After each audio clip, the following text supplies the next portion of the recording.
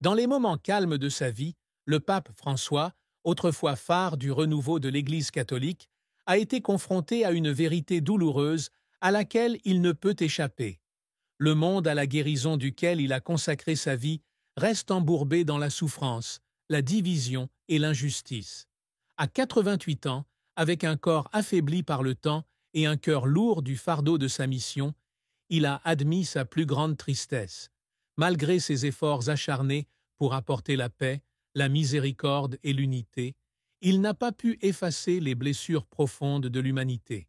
Cette tristesse, profonde et indescriptible, ne vient pas seulement des échecs personnels, mais aussi du fait de voir l'Église et le monde continuer à lutter contre des défis qu'il espérait surmonter.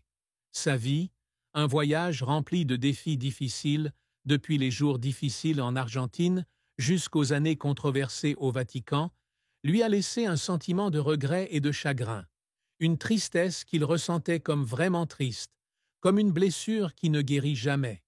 Ce n'est pas seulement la tristesse d'un pape, mais la tristesse d'un homme qui a consacré tout son cœur à un noble idéal, pour finalement se rendre compte que cet idéal pourrait être à jamais hors de portée. Jorge Mario Bergoglio, nom de naissance du pape François, est né le 17 décembre 1936 dans une humble famille d'immigrants italiens à Buenos Aires, en Argentine. Fils d'un cheminot et d'une femme au foyer, il a grandi dans un environnement où les valeurs du travail, de la foi et de la compassion étaient ancrées dans son âme. Dès son plus jeune âge, il manifeste une sensibilité particulière à la souffrance, une qualité qui façonnera toute sa vie. Les rues poussiéreuses de Buenos Aires, où il a été témoin des inégalités et de la pauvreté, lui ont appris que la foi n'est pas seulement une prière, mais une action. Une profonde expérience spirituelle, à l'âge de 17 ans, lors d'une confession, le conduit à décider d'abandonner son rêve de devenir chimiste pour rejoindre les jésuites, commençant son cheminement en tant que prêtre au service des pauvres. Ses années de prêtre en Argentine, en particulier pendant la crise politique et économique du pays, l'ont exposé à de graves défis. Il a dû faire face à une dictature militaire où les dissidents étaient arrêtés et torturés, et il a dû trouver un moyen de protéger les plus vulnérables sans mettre en danger lui-même ou l'Église. Les décisions prises durant cette période, notamment la tentative de sauvetage de captifs, lui ont valu d'être incompris et critiqué, une blessure émotionnelle qu'il a portée avec lui pour le reste de sa vie.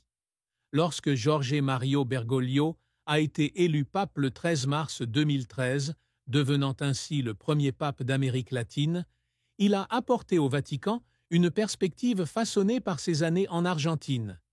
Il prit le nom de François, d'après saint François d'Assise, le saint de la pauvreté et de la paix, comme déclaration de sa mission. Dès le début, il a rompu avec les traditions rigides. Il refusa de vivre au palais apostolique, choisissant une petite chambre à la Domus Sanctae Martae. Il a lavé les pieds des prisonniers, embrassé les malades et parlé de la miséricorde comme d'une force capable de guérir les blessures du monde. Mais cette mission n'est pas facile. L'Église catholique dont il a hérité est confrontée à de multiples crises, allant des scandales d'abus sexuels à la baisse du nombre de ses fidèles dans de nombreux pays. Il a plaidé pour la transparence, réformé les institutions financières du Vatican et appelé l'Église à se rapprocher des pauvres.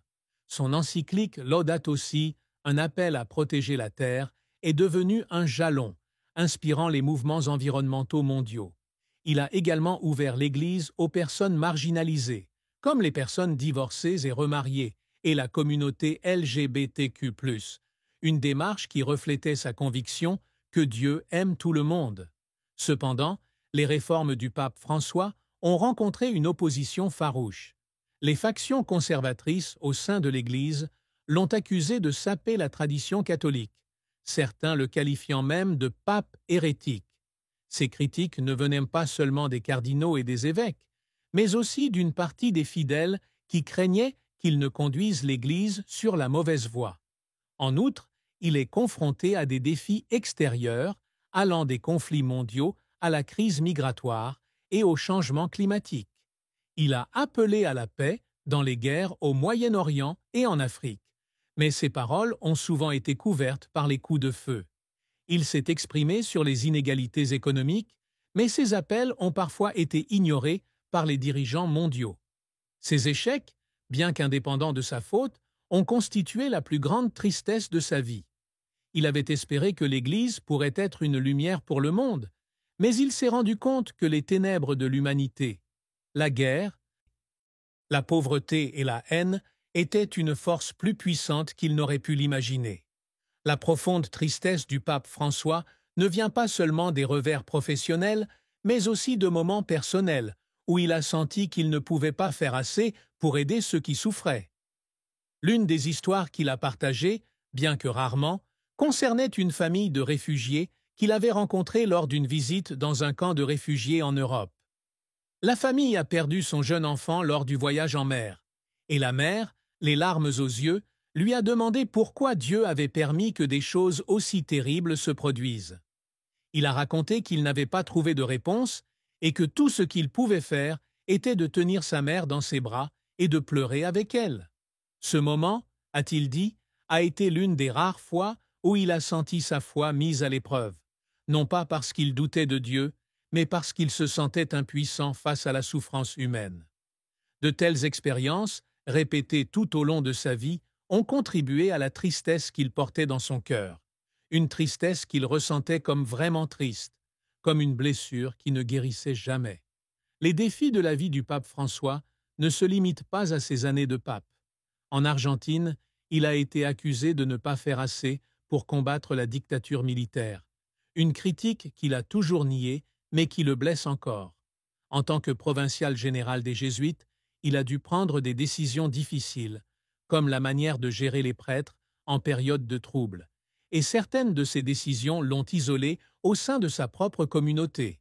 Ces années lui ont laissé un sentiment de solitude, un sentiment qu'il a emporté avec lui au Vatican. Au Saint-Siège, il a dû faire face à un environnement marqué par les intrigues et le pouvoir, où ses réformes ont souvent été contrecarrées par ceux qui voulaient maintenir le statu quo. Il a dit un jour, dans un rare moment de franchise, qu'il se sentait comme un berger parmi les loups, une déclaration qui reflétait la difficulté de diriger une organisation aussi complexe que l'Église catholique. Dans ces dernières années, alors que sa santé déclinait, le pape François a commencé à reconnaître plus clairement sa douloureuse vérité. Il savait qu'il ne pourrait pas accomplir tout ce qu'il avait espéré. Il rêvait d'une Église plus ouverte, d'un monde plus pacifique et d'une humanité plus unie, mais il se rendait compte que ces rêves pourraient prendre des générations à se réaliser. Dans un sermon prononcé vers la fin de sa vie, il a déclaré que « la tristesse n'est pas un échec, mais une invitation à continuer d'aimer ». Ces mots, bien que réconfortants, révélaient également la douleur dans son cœur. Une douleur qui venait du fait de savoir qu'il avait fait tout ce qu'il pouvait, mais que le monde souffrait encore beaucoup. Il se sentait triste, vraiment triste, non pas parce qu'il manquait de foi, mais parce qu'il aimait tellement l'humanité que chaque blessure du monde était aussi sa propre blessure. La profonde tristesse du pape François se reflète également dans la manière dont il fait face à la mort. Il n'avait pas peur de la mort, mais il était triste de quitter un monde qui, selon lui, avait encore besoin de lui. Il a dit un jour à un ami proche qu'il espérait qu'on se souviendrait de lui, non pas comme d'un grand pape, mais comme de quelqu'un qui a fait de son mieux pour apporter la lumière. Avec sa mort, le monde a perdu non seulement un chef religieux, mais aussi un homme qui vivait avec un cœur ouvert, prêt à porter la douleur de l'humanité comme la sienne. Ses fans, des catholiques aux non-catholiques, ont pleuré amèrement, non seulement à cause de sa disparition, mais aussi parce qu'ils savaient qu'il portait en lui une profonde tristesse, une tristesse qu'il n'a jamais pleinement partagée, mais qui était toujours présente dans ses 12 yeux. L'héritage du pape François, bien que marqué par la tristesse, est aussi une histoire d'espoir. Ces réformes ont inauguré une nouvelle ère pour l'Église, où la miséricorde a été placée au premier plan. Ces appels à la paix et à la protection de l'environnement ont inspiré des millions de personnes, des jeunes militants aux dirigeants mondiaux. Et surtout, son histoire de vie, d'un petit garçon pauvre en Argentine à pape du monde, est un témoignage que même dans les moments les plus tristes, l'amour et la compassion peuvent prévaloir. Sa tristesse, profonde et indescriptible, n'est pas une fin, mais une invitation pour nous tous à continuer le voyage qu'il a commencé.